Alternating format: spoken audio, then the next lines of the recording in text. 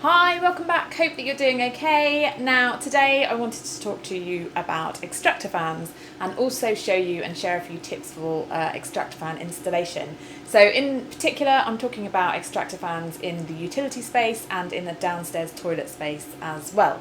Now, I appreciate that some people might think this is a deathly boring subject, but I do actually think it's something that it's really important to know a little bit about, and I think it's probably one of the areas of home extensions and renovations that a lot of us probably understand the least, and therefore perhaps don't always end up with sufficient extraction or don't always end up with the right products doing the right job for us. So it is really useful to understand a little bit more about it, and also a bit about how to install them if that's something that you want to take on yourself if you're feeling brave enough. So I'll show you that in a moment, but just kind of rewinding and thinking about why you need extractor fans in the first place. Within a utility room space, actually, if you've got any plumbing in your utility room at all, you have to have an extractor fan. So it's not optional. According to the building regs, you need to have an extractor fan up and running, and you need to test that it's working properly and doing the job that it's supposed to do. And there's a minimum requirement in terms of how much that extractor fan needs to extract, and that is 30 litres of air per second. So it's also worth saying actually that you don't have to have a sink in your utility room in order to need an extractor fan. It is literally any plumbing. So if you've got your washing machine or your dryer plumbed in, that's enough to put you in that category of needing an extractor fan. And quite honestly, in a utility room, it's highly unlikely you're not going to have those things going on. So I think in most cases you're going to need an extractor fan. Just also to mention briefly at this stage, we've got a downstairs toilet connected to our utility room as well, and we are fitting an extractor fan in there. However, for a downstairs toilet space, you don't need to definitely have an extractor fan according to the building regulations. You can actually rely on trickle vents or on opening a window, provided that obviously doesn't compromise your security. So it's up to you, but I think obviously toilets are a place where you get odours, where it's actually really nice to be able to remove those, keep the air fresher in there, and have, if you've got space for it and the budget, a little discreet kind of extractor fan as well. I'll show you that later on. But going back to the building regs, of course, that's what you've got to do, but you actually want to do this as well, because having the right extraction in your house is going to improve the environment overall. And I think that's the thing that people overlook. The reason that those regs are in there is because to have your home as a healthy, fresh environment, you really need to make sure that you are taking away that moisture. And the best thing you can do is take away any excess moisture at source, rather than let it start to kind of escape from your room and drift around the house, because basically that moisture will find generally the coldest spots and try and start to congregate there, and then you get the mould growth and everything else. Now this is something we've got experience of in this house. We've got a few cold spots where when we first bought the house and moved in, we did have some mould growth, and we've battled this over the years. So we were really keen when we built our extension not to add to this problem, and we're trying to solve it and eliminate it altogether. Eventually for us, we may look at a whole house extraction system. We don't know yet. We're going to see how it goes with the new measures that we've put in place.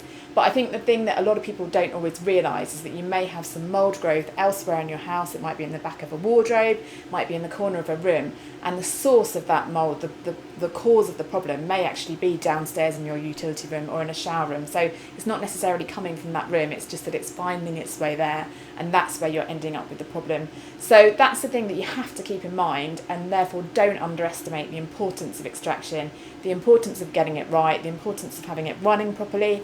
So the system that we've chosen, a company called Gillette have very kindly provided us with our extractor fans, and we've gone for a couple of different models, one for the downstairs toilet, which is quite stylish, quite sleek, and something a little bit more industrial for the utility room. But both of them run really quietly, which is quite an important point to remember when you're choosing extractor fans. Now, once upon a time, anything that was powerful would also be a lot noisier. Luckily, that's not the case anymore. You can get models that are quite powerful, that meet those minimum expectations and beyond, and they will also run nice and quietly. In the utility room, actually, this isn't really critical for us, although I do work next door in the kitchen, and so because that's kicking on and off thanks to the Humidistat, which I'm going to show you in a moment, throughout the day, it is nice to have it not too loud, but you can actually get them pretty quiet, so that's a good thing. So the key thing really about the noise, although it would be a bit of an annoyance for me working downstairs and having that noise kicking in all the time, is if it's somewhere really critical, like next to a bedroom, and you're going to be turning that on perhaps during the night or early mornings, and that fan's going to come on, you want to really make sure that you go for as quiet as possible model there that obviously still meets your requirements, because otherwise you'll have a lot of grumpy people getting woken up all the time. So don't forget that when you're specifying your fan, don't forget to look at that, and you'll have that within the specifications. Another thing just to mention actually on the whole kind of house moisture problem is that something that a lot of people do, and we've done in the past as well before we had a dryer, is dry clothes on clothes racks within the house. and turn the heating up and try and, you know, get all that clothing dry indoors, which of course in the winter, particularly in the UK, you know, what else do you do? But then that is actually adding to that overall moisture level in your house, and sometimes if you haven't got good extraction systems in place, you haven't got windows open or trickle vents, where does that moisture go? Well, of course it starts to run down your windows, it starts to create mould, and in a utility space, if you've got room for it, you may decide that you don't want to, if you don't have a dryer, you might not use a dryer, you might use it to dry your clothes on in there as well. And the good thing about having a really good extraction system with a humidistat, which is, as I said, I'm going to explain in a minute, is that that will take all that moisture away as well, and it'll do it as and when you need to. So a really important thing to be thinking about. So I'm just in the dark for a moment. I've just switched the lights off because I want to illustrate a point very quickly, and I thought this would be the easiest way to do it. When you're choosing your extractor fan for your utility room, something that is definitely worth looking out for is something called a humidistat, and that's basically a sensor within the fan that will sense the humidity levels in the room and then automatically turn the fan on. So I've switched off the light, and at the moment the fan is linked to the light, so whenever we switch the light on, the fan comes on for a period of time. But obviously throughout the day I'm not necessarily going to be coming in and out of this room, and the humidity levels might start to rise when I'm doing washing and drying, and what you really need is something to be able to automatically take the moisture out of the air at that point before it starts finding its way around the house. So I'm just going to grab a cup of tea, bring that in and show you exactly how that works. So not my usual spot for a cup of tea, but let's see what happens.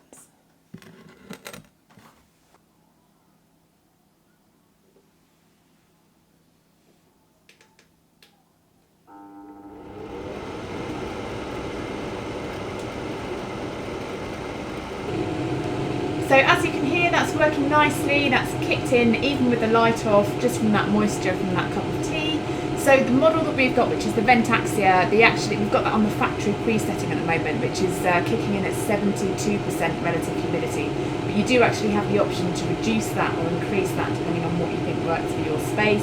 So you can go from about 65% to 90%, anywhere in between those, to get it working exactly right for you.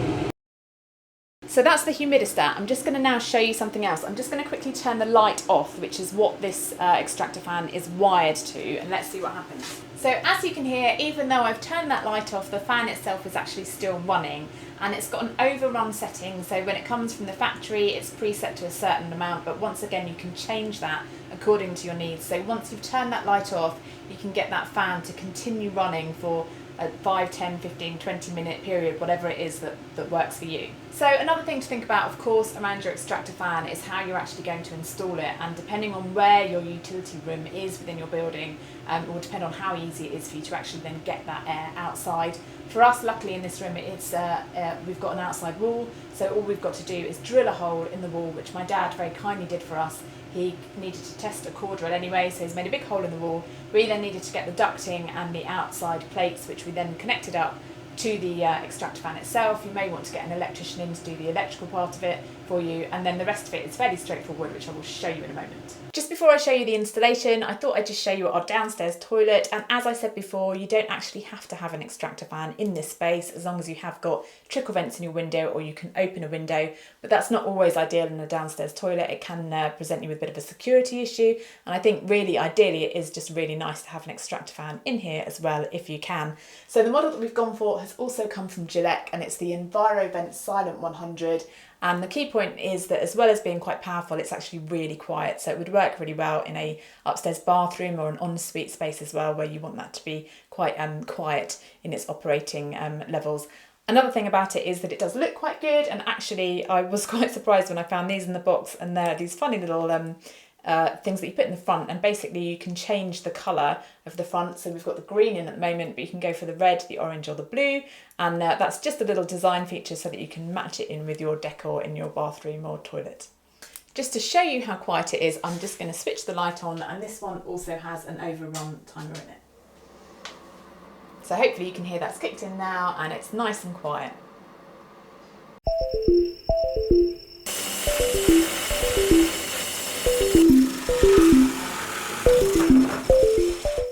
So as you can see, we've drilled a nice big hole all the way out to the outside of our house. My dad came down and did that with his core drill, Looks really neat and nice. It's quite interesting seeing that cross section of your house actually. So now all we need to do is put the ducting into that and then connect the extractor fan up. So I'm outside now, and this is the flexible ducting that we fed through the wall. I got this from Amazon. It just came in one length and it's 150mm, which is what we needed according to the instructions. Obviously it's a lot longer than we needed, so we're just going to cut that off so it's the right size. And also we use this special tape, which is a special ducting tape, and that's what we're using to connect the ducting to the actual extractor fan itself to make sure that it doesn't come loose, because otherwise when you're trying to feed it through and connect it all, it's really easy for it to come unstuck, and that's a bit of a nightmare, so worth getting some of this. So cutting this is actually a bit harder than it looks. I wouldn't use just a pair of scissors for this. I've dug out a pair of tin snips, and this helps you just to cut through the actual coil that goes throughout the metal coil. So you can start with a pair of scissors, work out where you want to cut it. So say you wanted to cut it here, to slice that round, but you'll then come to a point where it'll be too difficult to get through it with scissors normally. So,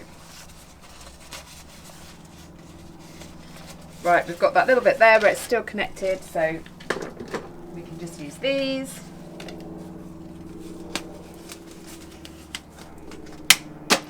And we're done. So that was a theory, now we're going to try that in practice. Hopefully I won't mess it up. Also, it's just worth noting that this is our gas flue here from our boiler, and you have to always have this at least 300mm away from that to make sure that obviously gas doesn't then end up blowing back into your house. So small but important point. So we do need a bit of excess to actually attach this to the fan, so I'm going to leave a little bit here, and I'm going to go from about here. Obviously you don't want lots of excess hanging down, but you do need a little bit to work with. And we'll just slice that round there. Get our snips.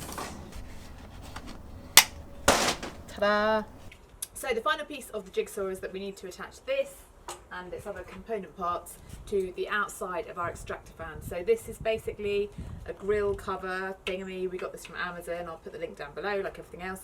And one thing this does is stops the creepy crawlies coming in. So you've got this little bit here that goes over, as well as the actual grill itself, but just a bit of general protection. So we need to attach this to the ductwork there. We're just going to get that levelled up there. We've got a little spirit level here, and then we'll mark where we need our holes and drill it in and attach it to the wall.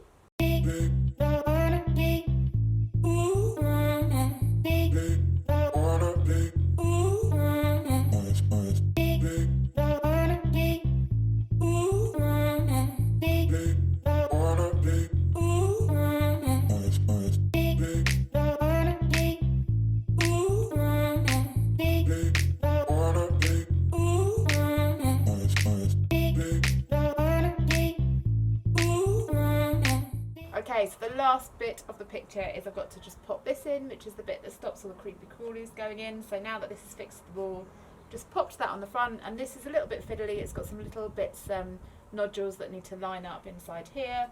So we just need to wiggle those in, get everything lined up.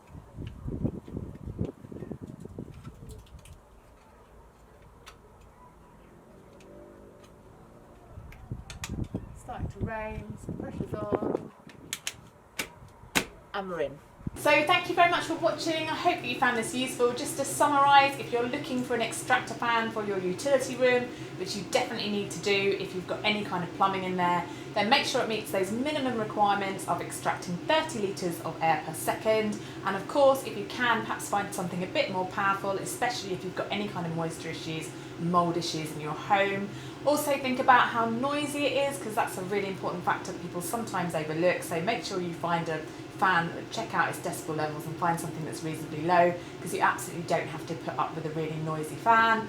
Also make sure it's got a humidistat, because that's the thing that will turn it on automatically when those moisture levels rise, and that will really help you to keep control of that in your home. You may also want to think about how it looks. I think that's less important for something that's going in your utility room, because it's kind of the powerhouse of your home, and I think it doesn't matter if it's got a bit more of an industrial look. But there are some sleeker designs out there, so you can have a look around. Perhaps like the model that we've got in our downstairs toilet, which we think looks nice as well. But make sure you just do your research and don't just kind of go for the most obvious off-the-shelf thing, because you can get a really good solution which will help the overall health and happiness of your home, of course. And also don't forget to think about installation and how it's going to be installed, what space it's going to go into. Make sure you've got the space for it, where it will fit in the utility room. If it's not going directly to the outside wall, you might need to think about ducting and putting it through the ceiling and finding another route out.